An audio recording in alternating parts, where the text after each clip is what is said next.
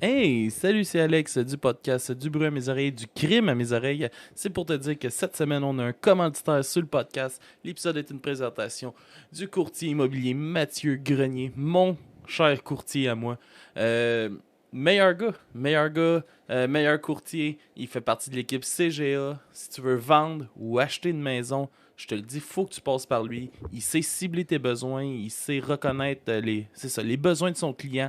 Si jamais tu veux le rejoindre, son cellulaire, c'est le 514-791-2612. Au bureau, c'est le 450-464-1000.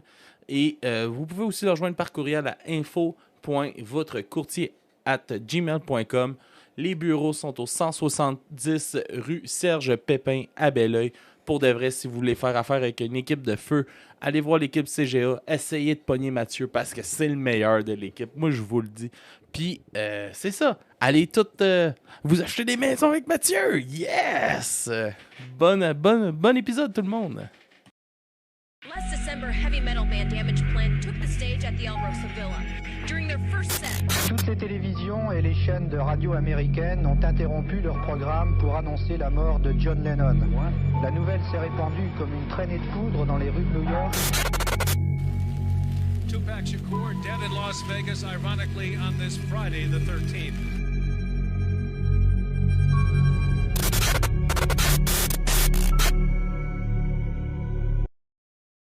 Alright.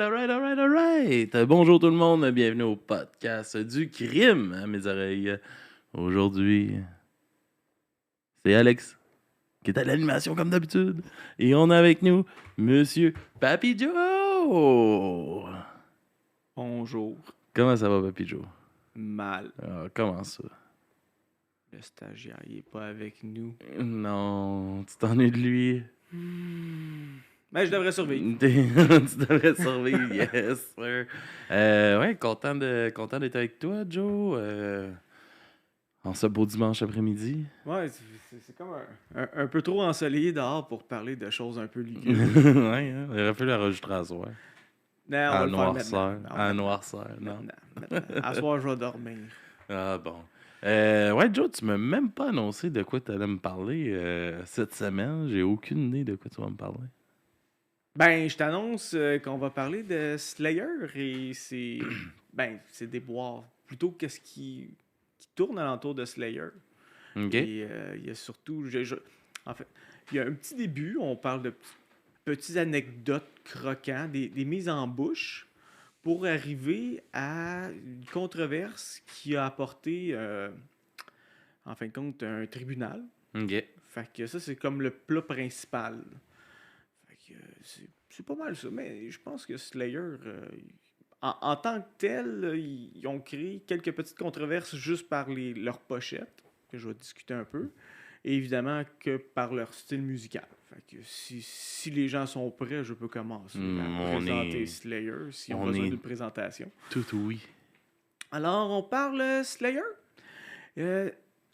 Était, je précise, un groupe de thrash metal américain originaire de Huntington Park, en Californie. Le groupe est formé en 1981 par le guitariste Jeff Heineman et Kerry King. Ils ont été accompagnés par les vocaux de Tom Araya. Et le drummer, c'est un peu un va-et-vient, parce que selon la discographie, il était là un peu des fois, il partait, il revenait, il partait, il revenait. De Paul Bostaph. Je sais pas si je le prononce comme du monde. Ah non, dans un autre épisode de nom Hey, les impro- noms, là. Pourquoi le monde n'a pas des noms comme Robert Tremblay? On a tout le temps de style bizarre avec les calices de noms. C'est tout le temps le style d'enfer. Oh là là, vas-y, Joe. Slayer est connu pour être l'un des groupes, des gros leaders du mouvement thrash metal, avec la sortie en 1986 de Rain in Blood, nommé le meilleur album heavy metal de tous les temps avec Master of Puppets de Metallica, selon le magazine de Kerrang. Vraiment meilleur Slayer que Metallica. Ben, Ça, c'est un débat. Mais Master of Puppets, c'est un très bon album. Et peut-être même le dernier bon album de Metallica. Peut-être, non, il est sorti avant Justice for All? Je sais pas c'est lequel qui est sorti en premier entre les deux. Pas grave. Et le groupe est considéré comme l'un des Big Four des groupes du thrash metal avec Megadeth, Anthrax, Metallica. Fait que d'un 4, celui qui a le mieux vieilli, selon moi, c'est Slayer. C'est peut-être un peu biaisé, mais c'est pas grave. Le 22 janvier 2018, les membres annoncent la fin du groupe avec une tournée d'adieu prévue.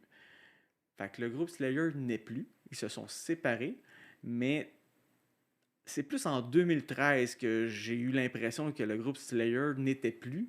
C'est au décès de Jeff Heinemann, le guitariste principal, qui avait fondé le groupe. OK. J'ai pas poussé vraiment à savoir qu'il était décédé de quoi. Fait que c'est comme une information que je trouvais pas pertinente, mais c'est juste... C'est pas assez croustillant pour moi. Ça aurait été fun de savoir. Slayer est connu pour son style musical particulier, y compris pour les tremolo picking, les solos, la double grosse caisse et le chant hurlé. Les chansons du groupe et ses pochettes basées sur des sujets tels que tueurs en série, le satanisme, la religion, la guerre et la politique ont entraîné des censures, des retards, des procès et de fortes critiques de la part des groupes religieux et du public. Depuis son premier enregistrement en 83, le groupe recense... Bon, il est mort, excuse. Oui, il est vas-y. mort d'une insuffisance hépatique. Et c'est quoi ça, une insuffisance hépatique? Je vais aller chercher. Ok, je continue. Vas-y. Depuis son premier enregistrement en 83, le groupe ressent 2 albums live, un coffret CD et 11 albums studio, dont un album de reprise qui se nomme Undisputed Attitude, que je présente ici présent, et a vendu 35 millions de disques dans le monde. Le groupe est nommé 2 fois au Grammy Award et est récompensé en 2007 pour leur chanson Eye of the Insane et en 2008 pour la chanson Final Six. Oh. Vas-y. Il y a eu la jaunisse. Il est mort de la jaunisse. L'insuffisance hépatique est une dégradation sévère de la fonction hépatique. L'insuffisance hépatique est due à un trouble ou à une substance qui endommage le foie, jaunisse de la peau et des yeux. Se sentant fatigué et faible et perdre l'appétit. OK, c'est drôle. Il est mort de la jaunisse. Je pensais pas qu'on pouvait crever encore de ça aujourd'hui. On en apprend tous les jours. Slayer annonce une tournée d'adieu qui se déroule en 2018 et 2019, après quoi le groupe confirme son démantèlement. Son concert d'adieu se tient le 30 novembre 2019 à Los Angeles. Fait que c'est le dernier concert. Ce fut un moment assez émotif pour la plupart des fans. En fin de compte, il y a des fans qui ont grandi avec eux, qui les ont connus, qui étaient tout petits, jusqu'à la fin. Et je comprends le ressentiment de tristesse de voir des héros d'enfance, je sais pas, j'ai de la misère à dire à un groupe de musique que c'est des héros, là, mais disparaître. Mais en même temps, je me dis qu'il faut peut-être mieux partir avant que ça sente le réchauffer quand tu sors de la musique. Ouais. Y en a-tu des bands qui t'es triste qui se sont séparés ou... Étrangement, à date, ils sont tous morts avant. Ils sont tous morts avant d'être séparés. Reverend Bizarre, qui est un groupe de doom metal que j'adore, ils se sont séparés avant. Ils ont fait 5 albums, puis se sont séparés. Après ça, The Gathering sont encore actifs, mais ils ont changé souvent de chanteuse. Mais la musique, elle reste très progressive, fait que ça n'a pas changé tant que ça. Ministry, je sais pas, un jour peut-être Al va mourir de quelque chose, mais tout le monde meurt alentour de lui, sauf lui. Après ça, c'est qui reste? Pink Floyd se sont séparés aussi, puis je sais même pas s'ils sont encore vivants. Il y en a que oui. Ouais, Roger Waters, je pense qu'il est encore vivant parce que j'en ai entendu parler. Gilmour, je ne sais pas s'il est encore vivant, mais d'après moi, ça va être... On va le savoir quand il va mourir. Sinon, évidemment, les typos négatifs, ben, ils se sont séparés à la mort de Peter Steele, puis ils n'ont rien fait après. Fait que c'est ça. Il meurt avant. Il se part avant. All right, man. Je te laisse continuer ton histoire. Fait qu'on va commencer dans une des controverses qu'ils ont vécues avec la chanson Angel of Death. Les paroles de Angel of Death ont ont retardé la sortie de l'album Rain in Blood, qui était initialement prévu pour avril 86. Le groupe a été signé chez Def Jam Records, dont le distributeur Columbia Records a refusé de sortir l'album en raison de son sujet et de ses illustrations qu'il jugeait trop graphiques. Rain in Blood a finalement été distribué par Geffen Records le 7 octobre 86, mais il n'est pas apparu sur le calendrier de sortie officiel de Geffen Records en raison de la controverse. Et je lis ici le soi-disant album controversé. Et étrangement, Angel of Death, c'était pas vraiment la chanson qui m'a accroché le plus de l'album. C'était plus, je l'ai acheté pour Raining Blood, qui était vraiment plus intéressant. Angel of Death a provoqué l'indignation des survivants de l'Holocauste ainsi que de leurs familles et du grand public. La controverse a conduit à des accusations de sympathie nazie qui ont suivi Slayer tout au long de sa carrière. Moi, personnellement, c'est la première fois que j'entendais parler qu'il était sympathisant des nazis. Je peux comprendre peut-être à cause de l'ancien logo qui pouvait faire croire à quelque chose de nazi, mais même là, il fallait avoir beaucoup d'imagination. En 87, N-Man a déclaré au magazine NME « Je pense que tu devrais pouvoir écrire sur tout ce que tu veux.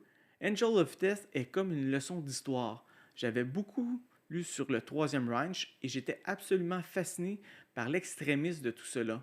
La façon dont Hitler avait été capable d'hypnotiser une nation et de faire ce qu'il voulait. Une situation où Joseph Mengele, encore une fois, je ne sais pas si je le prononce comme du monde, pourrait passer de médecin à boucher. Je sais pourquoi les gens interprètent mal, c'est parce qu'ils ont cette réaction instinctive. Quand ils lisent les paroles, il n'y a rien que j'ai mis dans les paroles qui disent nécessairement qu'il était un mauvais homme. Entre parenthèses, il parlait de Joseph Mengele, parce que pour moi, c'est évident, je ne devrais pas avoir à le dire. Alors, qui est ce sympathique personnage de Joseph Mengele? Je le connais pas du tout. Moi non plus, je le connaissais pas. Alors, Google m'a aidé. Popé? Ah, c'était une bonne personne, il avait le cœur sur la main. Joseph Mengele était un officier et médecin allemand. Schutzsatzfeld, on va prendre un petit résumé, c'est un SS. Tu peux-tu réessayer? Schutzsatzfeld, Schutzsatzfeld. un SS. On se souvient principalement de lui pour ses actions au camp de concentration d'Auschwitz. 2. Je savais pas qu'il y avait 2. Auschwitz, pour moi, il y en avait juste un, mais peut-être qu'il était tellement bon qu'ils en ont fait un 2. Il était tellement bon. Où il a effectué des expériences meurtrières sur des prisonniers en tant que membre de l'équipe de médecine. Fait qu'en gros, il testait des affaires sur les prisonniers, puis non. J'avoue que quand il faut que tu expliques que ta chanson, je l'ai réécouté évidemment, en ayant lu ça, j'ai réécouté, puis en aucun cas, il glorifie ce que ce sordide personnage a fait. Il a juste dit qu'est-ce qu'il a fait. Et pour moi, c'est clair, mais évidemment, chaque personne interprète les chansons de leur façon. Seconde petite controverse. God Hate Us All, ici présent. La couverture originale de l'album représente une Bible hérissée de clous placée en forme d'étoile pentagramme couverte de sang avec le mot Slayer gravé dessus. Les notes de pochette intercalent les paroles entre les passages du livre biblique de Job, partiellement barrés d'un marqueur noir. L'idée a été suggérée par la maison de disques du groupe, bien que King veuille plus de temps pour développer une meilleure couverture. Le concept de... J'ai-tu manqué une ligne? Groupe de biens de King veulent plus de temps prenant. Le concept de King pour la couverture était de montrer des clous en forme de pentagramme et de leur faire manquer des mots-clés dans les versets bibliques, de sorte qu'il semblait qu'il avait été créé par un sociopathe. Il s'est plaint plus tard que le résultat était typique d'une maison de disques sans absolument aucune idée de ce qu'ils allaient faire, et a déclaré que la couverture ressemblait à un élève de 7e année qui a dégradé la Bible. Un encart a été placé devant la couverture dans les grands points de vente. Alors, on voit ici, ça c'est quand tu la jetais, c'était comme ça. Et on rouvre. Et voilà la job d'un 7e année qui fait quelque chose de méchant. Voilà la job de 7e. Ben, techniquement, c'est ça qu'il a dit. Fait que. Je veux dire, c'est controversé. Moi, qu'est-ce qui me fait rire, c'est que si je me souviens bien, je suis pas sûr, mais j'avais acheté cet album-là en même temps que Gallery of Suicide de Cannibal Corpse. Et la pochette de Cannibal Corpse n'était pas censurée. Mais celle-ci, oui. Une madame qui s'éventre avec des cadavres qui pendent partout, ça a l'air que ça passe mieux que ça. C'est ça, ce qu'un mot Slayer écrit sur une bib en sang. Ouais, je sais, gars, c'est... Mais ça touche à la religion. La religion a toujours été, genre, un peu craintive de ces choses-là. Fait que... Disons que v'là une certaine époque, la religion criait plus fort que les autres.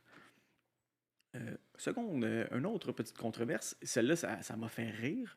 En Inde, le 10e album de Slayer, Christ Illusion, de 2006, a été retiré de la vente suite à des plaintes de groupes chrétiens.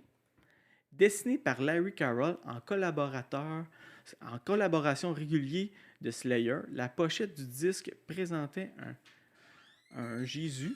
Oh, salut le chien. Un Jésus borgne et amputé des 2 bras, se tenant sur une mer de sang. Le 11 octobre 2016, le label EMI a annoncé que tous les stocks avaient été détruits et qu'elle ne prévoyait pas de ressortir l'album en Inde. Cet album-là, je l'ai, sauf que je ne l'ai pas retrouvé. Il doit être à quelque part dans le fond de mon garage, mais la pochette était juste un Jésus dégradé. Rien de très controversant. Je sais pas. Vous direz chaque controverse sont intenses, mais ils sont pas vraiment pour moi. Allez, couche le chien. Chaque controverse sont intenses, mais ne sont pas pour moi. Non, parce que je veux dire, c'est toutes des affaires. C'est peut-être parce que mon côté religieux est pas assez fort ou je m'en fous de la religion en général. Fait que quand je vois des affaires comme la pochette ou des peintures qui dépiquent l'enfer, là, mon jeune temps, j'étais impressionné. Puis c'était comme, c'est rebelle. Aujourd'hui, c'est comme, c'est juste cute. Cute. C'est cute. Je veux dire, ça fait satanique. Puis, dans une entrevue, Tom Araya, justement, a dit, il se faisait poser la question, pourquoi vous faites encore des choses sataniques aujourd'hui, comme vous faisiez dans le temps? Parce que des fois, les groupes évoluent. Eux autres, ils ont continué. Puis, il a juste dit, j'ai jamais été vraiment satanique, mais ça vend. Fait que tant que ça continue à vendre, ils vont continuer. On serait rendu au menu principal. Quoi? Le petit pouvoir de l'argent. L'argent, c'est parfait, l'argent. L'argent, c'est parfait. C'est parfait, ça fait rouler le monde. Peut-être pas dans le bon sens, mais ça fonctionne. Je serais rendu, en fin de compte, au mets principal. Vas-y, mon gros. Mais avant d'y aller, j'aimerais remercier... Christian Page. Parce qu'une partie de mes recherches se sont passées dans ce merveilleux livre, Tueur de l'occulte, 13 histoires vraies à glacer le sang. Monsieur Page est aussi connu sous le pseudonyme de l'enquêteur du paranormal. Je l'ai connu quand j'étais quand même assez jeune. Et je pense que c'est son seul livre, parce que j'ai cherché, mais en même temps, j'ai pas tout vu qu'est-ce qu'il avait écrit. C'est son seul livre où est-ce qu'il touche vraiment du true crime, mais surtout qu'est-ce qui touche au point de vue de l'occulte. Ça veut dire des crimes sataniques et autres trucs un peu ésotériques qui a mal viré.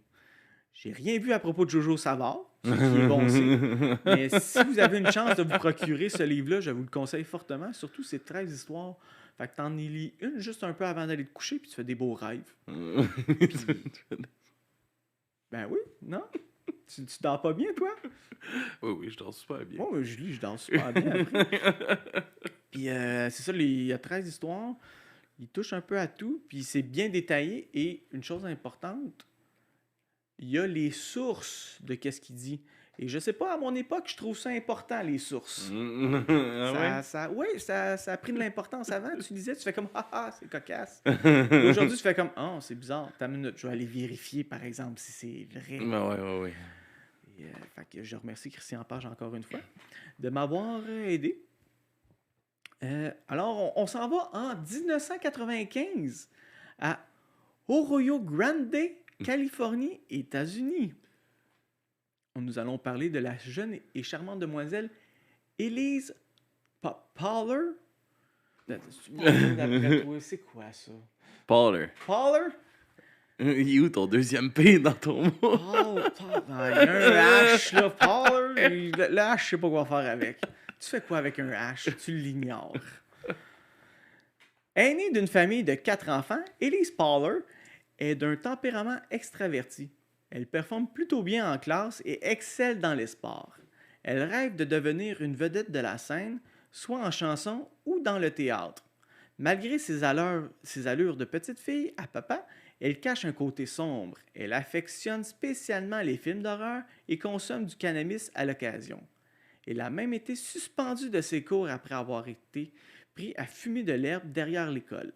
Ses parents ont réagi promptement en l'inscrivant à un programme d'aide pour jeunes aux prises avec des problèmes de consommation. En tout cas, je sais qu'on retourne en 95, là, mais pas parce que ta fille a fumé un petit joint qu'elle a des problèmes de consommation. On continue. C'est pas sûr, mais c'est pas grave. Au printemps de ses 14 ans, l'adolescente ne déteste pas la compagnie des mauvais garçons. Ça va, Alex? Ça me fait rire. Son petit. Pas sûr, mais c'est pas grave. Non. Au printemps de ses 14 ans, l'adolescente ne déteste pas la compagnie des mauvais garçons. Or, Fiorella, Della Schmidt, William et Casey sont sans aucun doute les plus mauvais garçons de tout Arroyo Grande. Ils ont été expulsés de l'école publique et les autorités suspectent d'être responsables de plusieurs délits mineurs rapportés en ville. Leurs problèmes de consommation de drogue sont aussi notoires que leur goût immodéré pour la musique. Métal. Et voilà! Ah, le métal, c'est sûr qu'il y a du crime. Joseph dit Joe Fiorella, 14 ans. Jacob Della Schmidt, 15 ans. Royce Casey, 16 ans. Et Travis William, 17 ans, forment The Hatred, un groupe amateur qui s'inspire de ses idoles. Des formations comme Suicidal Tendency et Slayer. C'est bon, Suicidal Tendencies. Je vais continuer. Et Slayer. Surtout Slayer. T'aimais pas ça, hein, toi, les petits croque-tops qu'ils portaient dans le temps? Hein? Puis ils sautaient de tous les bords. J'étais pas capable. Ouais. J'ai essayé de trouver. Attends, je revenais. Ils ont même enregistré un démo de leur composition qu'ils vendent aux jeunes amateurs de métal d'Arroyo Grande. J'ai essayé de trouver si la démo existait encore et j'ai rien trouvé sur les internets. Et je suis très triste. D'après moi, il y a sûrement quelqu'un à quelque part qui a cette démo-là. Puis je veux vraiment entendre qu'est-ce qu'il faisait. Fait que je fais un appel à tous. The Hatred. Je serais curieux d'écouter ça. Ils sont presque toujours intoxiqués. Tous les 4 s'intéressent aussi aux sciences. Occulte. Nice. Tu suis. J'essaie, man. Le leader de la bande est Joe Fiorella. Bien qu'il soit le cadet, son influence s'exerce à tous les niveaux. Très jeune, il a été initié aux sciences occultes par sa mère, ancienne conseillère dans une clinique d'avortement convertie en militante pro-vie. Oh! C'est ça. Elle est contre L'avortement. L'avortement. C'est une grande spirituelle ouais, dans son cœur. Toute vie est importante. Elle a toujours eu un certain intérêt pour l'ésotérisme et l'astrologie. Se penchant plutôt anodin a amené son fils Joseph à s'intéresser à des croyances plus extrêmes, comme le satanisme.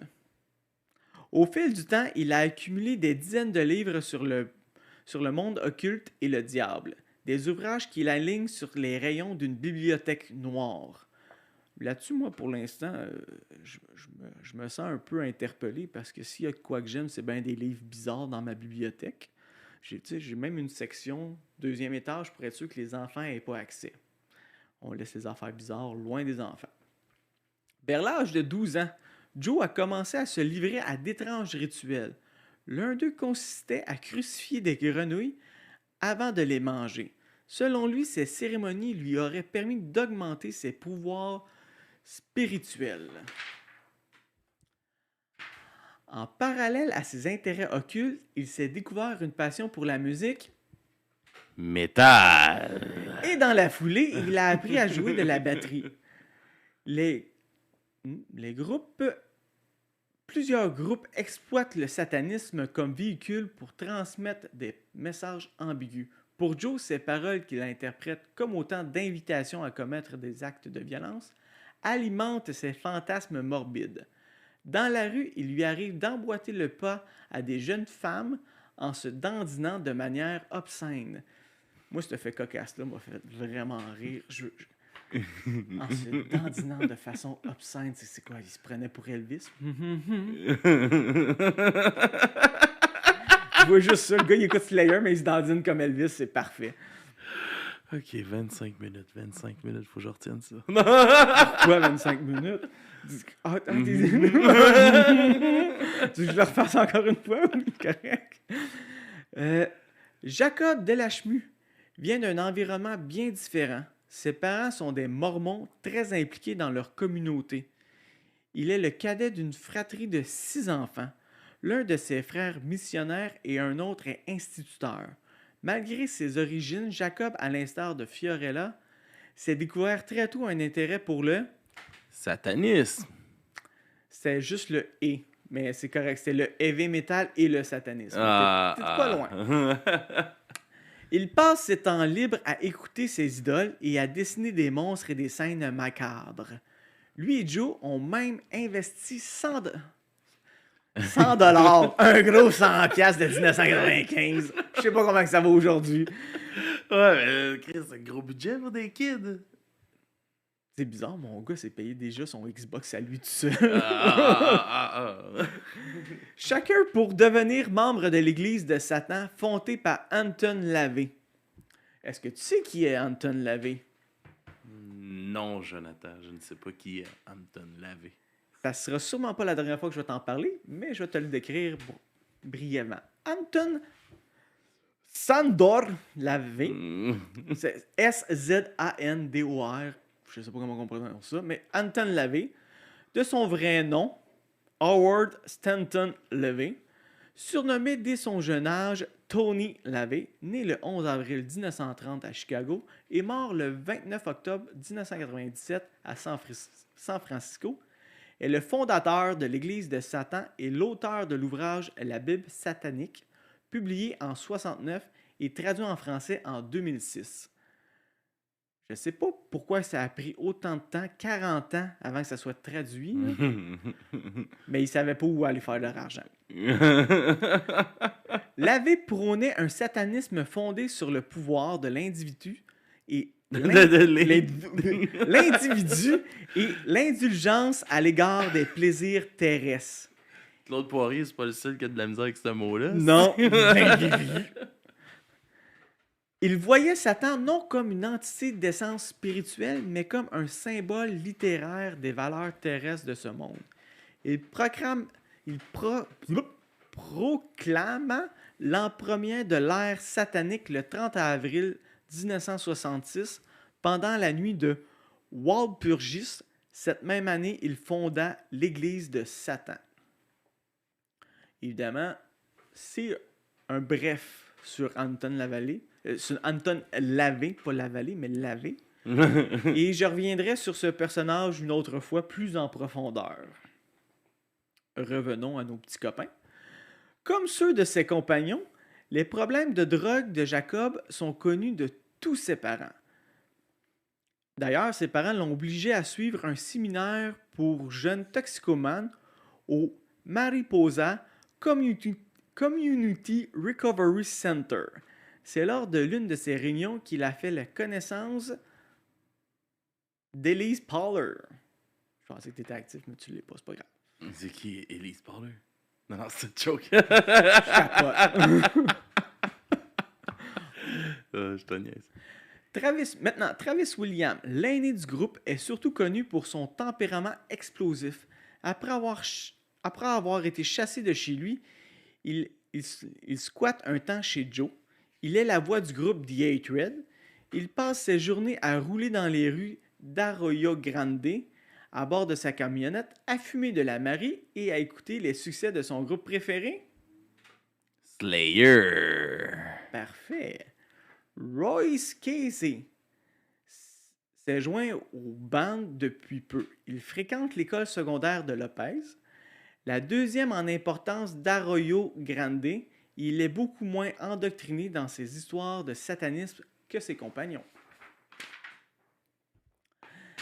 Les jeunes passent de longues heures à consulter Internet à propos de l'univers d'occulte et du satanisme. Je rappelle que c'est l'Internet de 1995, fait que ça devait être assez minime. Ils sont aussi fascinés par le film Riverhead mettant en vedette Dennin Hopper et Keanu Reeves. Les 4 ados sont fascinés par ce scénario scabreux. Et je t'entends déjà me dire, mais quel est ce film Riverhead? Est-ce que tu veux savoir? Oui, c'est ça? T'as vraiment marqué ça? Non, je l'ai pas marqué, ça. Ok. Non, je suis pas comme le stagiaire, je marque pas mes gags. J'ai eu l'impression que oui. Ça drôle. Non, j'ai mes limites quand même. Je suis pas comme le stagiaire, je marque pas mes gars. Ah, il est pas là, fait que c'est à lui d'être là. Riverhead, pour parler de ce joli film, est un drame policier américain de 1986 réalisé par Tim Hunter, écrit par Neil Jimenez. Il suit un groupe d'adolescents dans une ville du nord de la Californie qui sont obligés de dealer avec un ami qui a tué sa copine et à l'élimination ultérieure de son corps. Jimenez a partiellement basé le scénario sur le meurtre de Marcy Rain Conrad de 1981 à Milpitas, en Californie. Tourné à Los Angeles en 1986, le film a été diffusé pour la première fois la même année au Festival international du film de Toronto, avant qu'Island Pictures ne l'achète pour le distribuer, le sortant en salle aux États-Unis en mai 1987. Plusieurs critiques ont loué les performances du film et son sujet a abouti à plusieurs critiques, le classant comme un film d'horreur contemporain. Il a reçu le prix du meilleur film aux Independent Spirit Awards de 1986. Les spécialistes du cinéma contemporain ont noté Riverhead comme un exemple du film Killer Kid, ainsi que l'un des films les plus polarisants destinés aux jeunes des années 80. Dans une rétrospective de 2015, Salon, ça s'appelle Salon, c'est un site d'information et d'opinion américain politiquement progressiste et libéral créé en 1995. Il publie des articles sur la politique, la culture et l'actualité des États-Unis. Alors, Salon l'a considéré comme le film pour adolescents le plus sombre de tous les temps. Le film a une partition originale de Jürgen Nieper, ainsi qu'une bande originale avec des chansons de divers groupes punk, metal, dont Fate Warning et Agent Orange, The Whippers et Slayer. That's it, man. Tout revient à ça, mais je reviendrai sur l'inspiration du film à propos du meurtre de Marcy Rain Conrad. Allons-y. Marcy Rain Conrad, 14 ans, a été violée et tuée par Anthony Jacques Broussard, 16 ans, dans sa maison de Milpitas, en Californie, le 3 novembre 1981. Son corps a été transporté dans la camionnette de Broussard dans les collines voisines et jeté dans un ravin. Une autopsie a confirmé que Marcy avait été violée puis assassinée par strangulation. Après le meurtre, Anthony Broussard a invité des amis du lycée Milpitas à voir le cadavre de Conrad. Les rapports indiquent que Broussard s'est vanté de sa mort à l'école et a montré le corps à au moins 10 personnes. Après 2 jours, 2 étudiants ont finalement rompu les rangs avec les autres et ont averti la police. Lorsqu'on a demandé aux autres étudiants de Milpitas pourquoi ils n'avaient pas alerté la police, ils ont répondu qu'ils ne voulaient pas avoir d'ennui. Broussard Il avait peur. Il avait peur. Broussard a plaidé coupable et a été condamné à 25 ans à perpétuité. Il s'est vu refuser un nouveau procès en 85 et il s'est vu refuser à plusieurs reprises la libération conditionnelle. En janvier 2022, Broussard est toujours incarcéré à la prison d'État de Californie de Solano. Fait qu'on est parti d'un film. Fait que ça va bien. C'est ça. Ça va bien pour lui. Là. C'est merveilleux. Il est encore là, il est encore vivant, il est encore en prison. Fait qu'on est parti de l'histoire en général à propos de la controverse qui entoure Slayer avec Elise Pollard. On est allé décrire un film, puis on est allé voir l'inspiration du film, qui semble tout aussi sordide. Alors, revenons à nos ados. Par l'entremise d'Internet en plein essor, et je rappelle, de 1995, tous les jeunes ont commandé leur exemplaire de la Bible satanique et des livres rituels sataniques d'Anton LaVey. Chaque jour, ils se familiarisent davantage avec ces doctrines fumeuses. Ils ont aussi commandé des couteaux auprès du site Maledicta, un service tentaculaire de l'Église de Satan. Comment résister quand la publicité propose une collection de couteaux qui feront de vos rituels de véritables événements diaboliques? C'est écrit en joke. Sur des sites d'échange en ligne, chatroom, je sais pas si ça existe encore des chatrooms. Sûrement. Ils prétendent s'être déjà livrés à des sacrifices humains. Des fantasmes qu'ils décrivent avec moult détails. Dans leur scénario, l'offrande est toujours une jeune vierge aux cheveux blonds et aux yeux bleus. Fantasme classique. Quand ils ne sont pas occupés à surfer sur le net, les 4 ados se trouvent au tuyau de la mort, un ancien collecteur pluvial abandonné où, selon la rumeur, un enfant serait décédé. L'endroit est isolé à la sortie de la ville et les jeunes sont libres de s'y livrer à toutes sortes d'activités illicites. Il faut dire qu'ils ont passablement décroché du système scolaire, Travis a quitté l'école à 16 ans et ses compagnons sèchent la majeure partie de leurs cours, quand ils ne sont pas simplement suspendus pour cause d'inconduite. À ce stade, personne ne s'en occupe, ni leurs parents, ni leurs profs, ni la police. Tant et aussi longtemps qu'ils ne contreviennent pas à la loi, pourquoi les forces de l'ordre devraient-elles s'en inquiéter? Pour moi, c'est un peu normal. Le tuyau de la mort devient leur refuge. Ils y consomment toutes sortes de drogues, Marie, LSD, amphétamines, etc. Ces substances, et principalement les amphettes, les maintiennent dans un état quasi permanent de psychose. Non seulement ils perdent de plus en plus le contact avec la réalité, mais leur état renforce entre eux ce désir de commettre un véritable sacrifice humain. Ça s'annonce si bien. Tu sais, quand la recette est là. Comme Jacob Delachmu est le plus extraverti de la bande de ces joyeux lurons, ils conviennent que c'est lui qui devrait attirer la proie. De préférence, une vierge blonde aux yeux bleus. Évidemment. Il a déjà en tête une candidate, une demoiselle qu'il a rencontrée lors de sa thérapie au Mariposa Recovery Centers. La bien-nommée Elise Pollard. À cette époque, il avait été attiré par l'adolescente. Il avait même échangé quelques mots, mais rien d'engageant. Il fréquente aussi la même école, mais pas la même bande d'amis. Oh!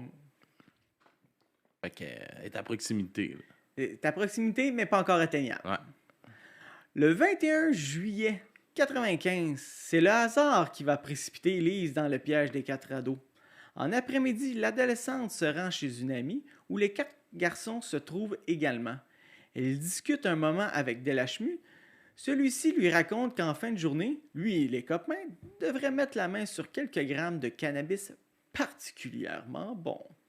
Et que si cela l'intéresse, elle pourrait se joindre à eux pour en profiter. Elise se laisse convaincre et lui donne son numéro de téléphone. Elle est tombée dans le panneau, la petite Elise. Hein? Un peu d'herbe pour la demoiselle. C'est que c'est triste. En soirée, Jacob appelle l'adolescente. Il lui confirme qu'ils ont récupéré la marchandise et qu'ils vont se rendre dans le désert pour y faire la fête. Il lui réitère son invitation. Elle l'accepte. Vers 23h, après avoir dit à ses parents qu'elle allait se mettre au lit, Elise se glisse hors de la maison et va rejoindre les ados. Il y a Joe Jacob Royce. Travis Williams n'est pas avec eux. Il a été arrêté en fin d'après-midi pour délit mineur. Fait que seulement 3 sur 4. Le quatuor se rend dans la forêt d'eucalyptus qui s'étend tout au bout de Chamizal Lane, un lieu appelé Nipomo Mesa. Les jeunes trouvent une aire dégagée où ils boivent et fument. Oh non. Je savais pas qu'il y avait des forêts d'eucalyptus en Californie. Je pensais que c'était juste en Australie pour les koalas, mais je viens de découvrir de quoi. Environ 1 heure plus tard... Tu l'as pas découvert au moment que tu l'as écrit? Ouais, ben... c'est ça, je l'ai découvert là. Environ 1 heure plus tard, Jacob se lève, se place derrière Pollard, qui ne se doute de rien, et lui passe sa ceinture autour du cou. Prise de panique, la jeune tente de se libérer, mais son agresseur lui plaque un genou au creux des reins. La jeune femme suffoque et tombe à genoux. Fiorella en profite pour se jeter sur elle et lui assène plusieurs coups de couteau à la gorge. Imité bientôt par Jacob et Royce. L'autopsie, plus tard, révélera que la jeune a été poignardée au moins à 12 reprises. Dans la gorge. Dans la gorge. Il voulait. Il devait Soit que les couteaux ils étaient mauvais ou il voulait en salle. Il devait rester beaucoup de place à piquer. Je sais pas. J'ai pas vu. J'avoue, j'ai essayé de voir les photos des autopsies, mais j'ai pas trouvé. Et le scabreux commence un peu plus. Alors que Pollard se noie dans son sang, les 3 garçons la violent à tour de rôle. Ils ont l'impression de vivre leur propre River Hedge sur un air de Slayer. Ah non. Pas sur Raining Blood. Non, c'était sur Nécrophagia. C'est ça. La maudite musique métal. Qu'est-ce que ça fait faire nos jeunes? J'ai pas si mal viré que ça. Je sais pas. Le lendemain, le 22 juillet, les parents d'Élise, inquiets que leur fille ne soit pas à la maison et ne sachant pas où la trouver, informent la police de la ville et le bureau du shérif du comté de San Luis Obispo de sa disparition.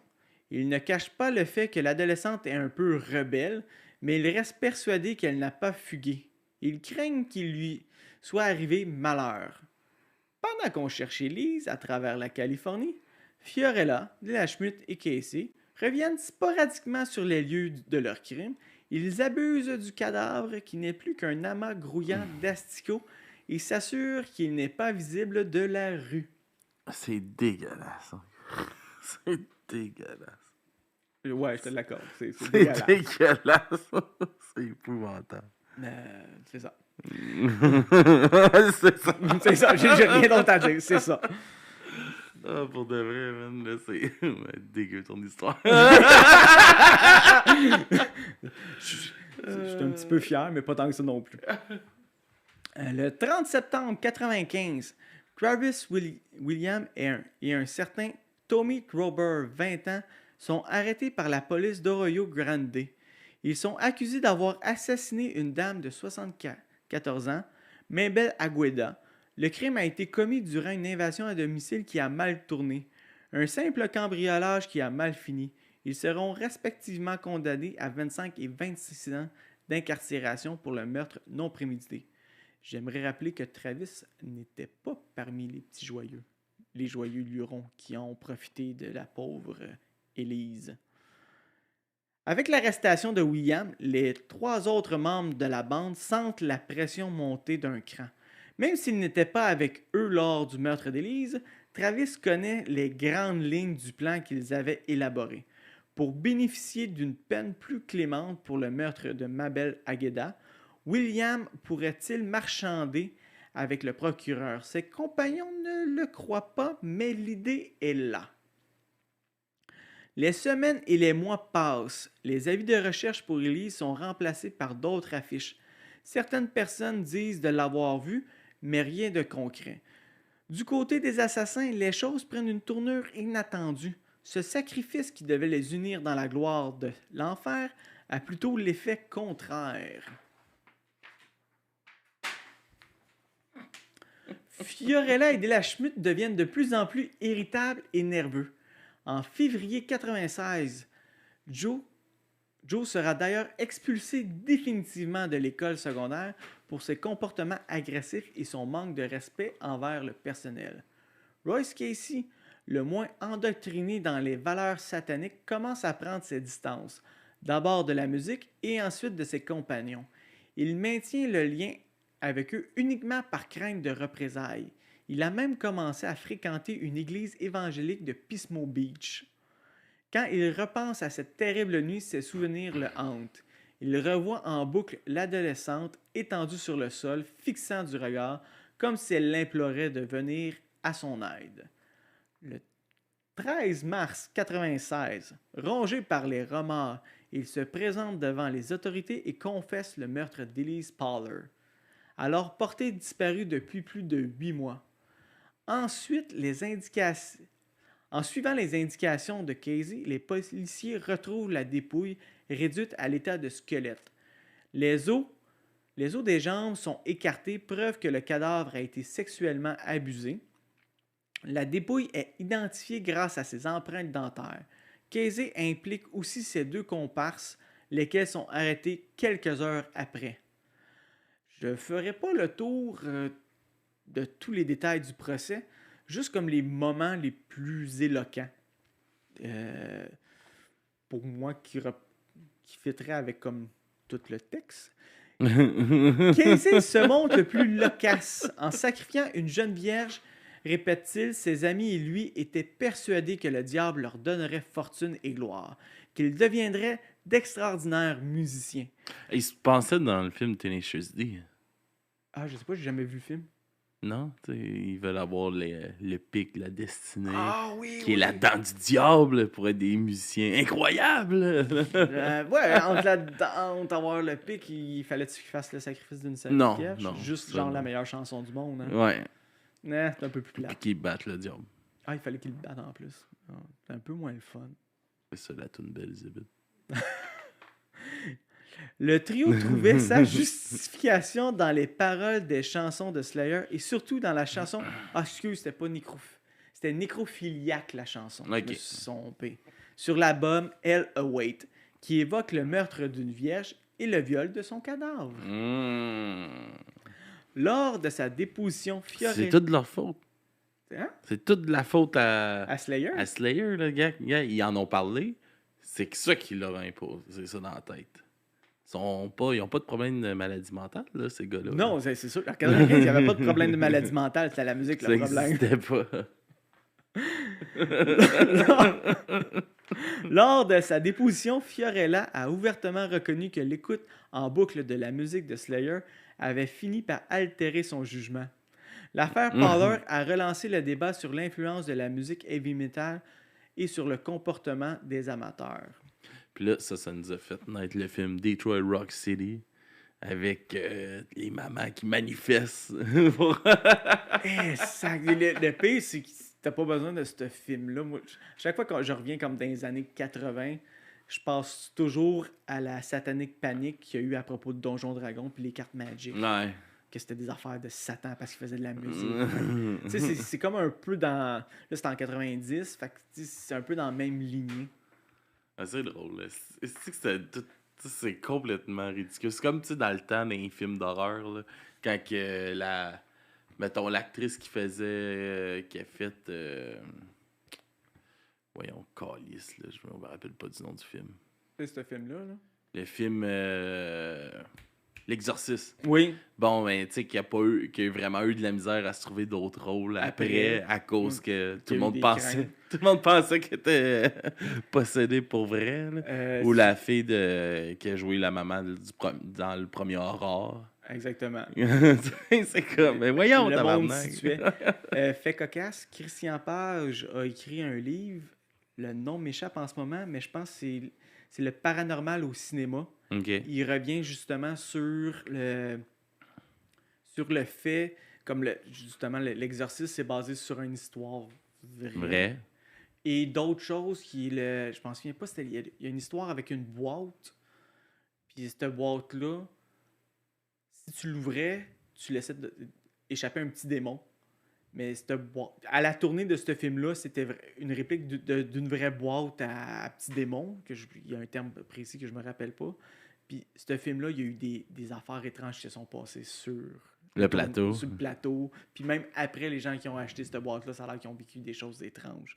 Fait qu'il y a un autre excellent livre que je conseille pour les fans de cinéma, de Christian Page.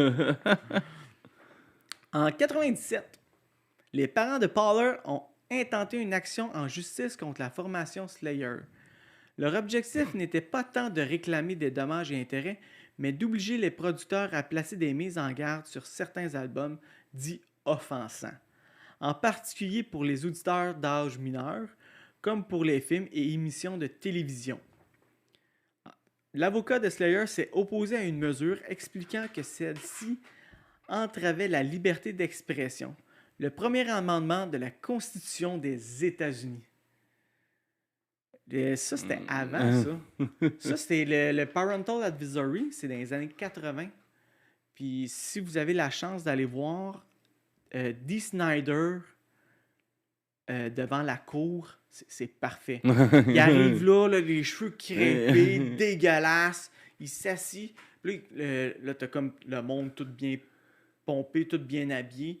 Puis il commence comme à lui poser des questions. « Ah, telle chanson, blablabla, blablabla, ça parle de sadomasochisme, ainsi de suite. » Puis non, la chanson parle d'une opération qu'un de mes amis a eue. Mais c'est, madame, si c'est ça que vous voyez, c'est peut-être vous qui avez une mauvaise interprétation parce que vous avez les idées dérangées. Il retourne ça, là, c'est sur YouTube, Dee Snider Tribunal, vous allez le trouver, là, c'est merveilleux. Et évidemment, le juge s'est rangé du côté de Slayer. Il a souligné que les paroles de la chanson étaient plus descriptives qu'impératives. Il a aussi noté l'absence d'études claires associant la musique heavy metal et des actes de violence. Le heavy metal est-il la cause ou une conséquence, a questionné le juge. Je sais qu'aujourd'hui, il y a des études qui ont été faites, mais à cette époque-là, il n'y avait rien de concret. Je regardais un peu les études. Certaines études disent oui, ça peut venir influencer. D'autres disent non. Fait que, rendu là... Mais c'est ça, tu sais, à un moment donné, c'est là ça devient toute l'histoire de l'état mental d'une personne. Là. Ben, tu sais, si t'es un peu tu sais, facilement influençable ou que tu vas pas bien pendant une certaine X nombre de temps puis tu t'exposes juste à de la petite affaire dark, ça se peut que t'aies des idées dark. ben, là. comme les 4 ados, qu'est-ce qu'ils faisaient? Ils écoutaient Slayer en boucle. À un moment donné, ils disaient, tu vis... Ils se sont comme créés Une bulle à eux. une chambre à écho, à eux, à toujours se redire la même affaire. Fait qu'on, oh, on le voit, puis ils se craquaient. Puis d'une certaine façon, ils s'isolaient eux-mêmes de l'école parce qu'ils ont été rejetés, tout ça. Fait que c'est peut-être pour préserver une image de dur à cuire. Mais quoi, en bout de ligne, ça risque que ce serait pas Slayer qui a d'après moi, ça aurait été... parti ça. Tu sais. Non, c'est ça, ça aurait été n'importe quel autre groupe avec quelques paroles scabreuses. Il aurait sûrement embarqué facilement aussi. Fait que je vois pas... C'est toujours comme... Si t'écoutes un film, est-ce que tu vas aller prendre un fusil, tirer les gens comme le héros du Non, film? puis tu sais, là, aujourd'hui, on a eu le même débat, pas aujourd'hui, mais de notre ère, aujourd'hui, c'est avec les jeux vidéo aussi, tu sais. Ouais, les jeux, est-ce que les Le- jeux vidéo rendent violents? Là, à cette heure, c'est ça qu'on voit, là. Bon, c'était... il y a eu une tuerie, c'était un fan de...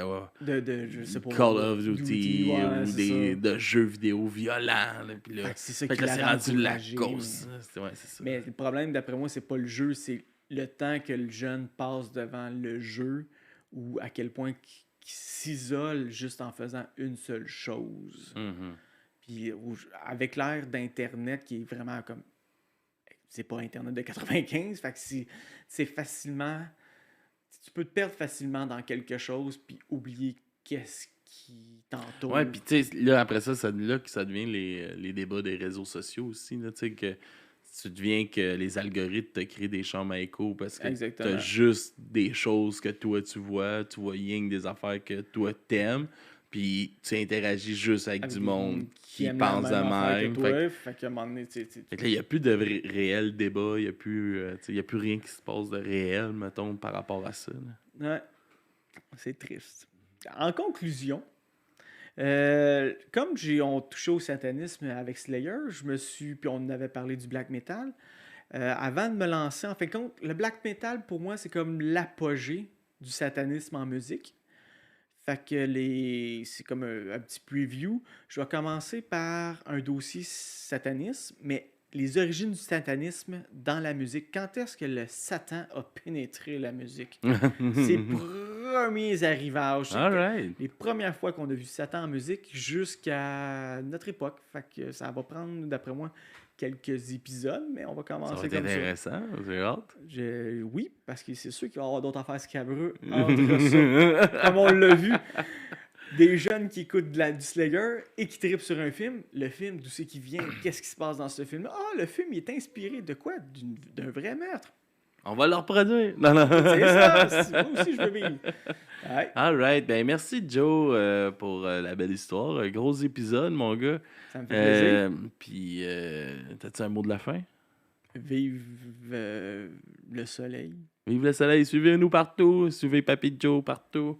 Puis, Pas le stagiaire, il est pas là. il est pas là aujourd'hui. Fait que fuck you, stagiaire. Allez pas suivre Kev Labelle sur Instagram. Bonne semaine, tout le monde. Bye!